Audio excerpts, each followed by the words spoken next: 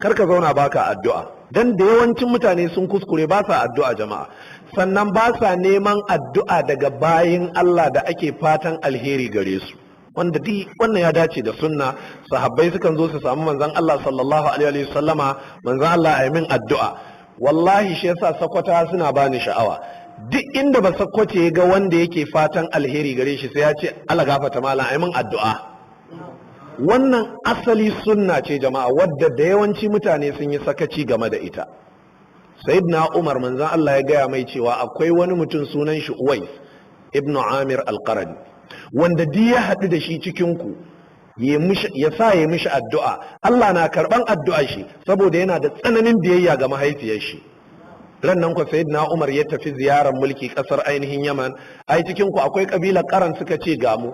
Wane ne Uwais ya ce gani, da ka yi cutar albaras ka warke yanzu saura dan wuri guda kaza ya ce ya ce manzo Allah ya ce kai mutumin kirki ne, kai min addu'a.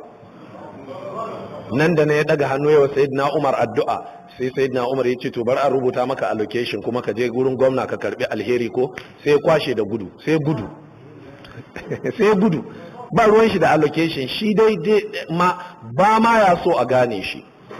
Abinda nake so nuna mana jama'a, ka rinka yi wa kanka addu'a, ka rinka wa matanka da 'ya'yanka addu'a, sannan in ka ga salihin da kake sa ran alheri tattare da shi ka sa yi maka addu'a.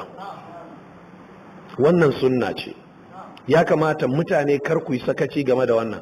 Wurin 'yan tsubbu muka hana ku zuwa da bokaye, amma malaman sunna da salihan bayin Allah suna nan birjik a cikin gari. Ka iya shawo kwana ka ga wata tsohuwa, sai ka sa ran wannan matan mutuniyar kirki ce, sai ka je ka ce baba yi min addu'a.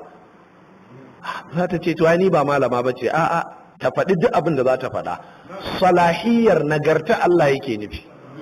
In ta buɗe baki yanzu haka ta tofa maka addu'a, sai ka ji wata ran an ce kai ne sarkin garinku, ko kai ne dagacin garinku, ko kai ne babban alhajin birnin garinku, ko kuma ka zama kaza kaza. Ina fata an gane.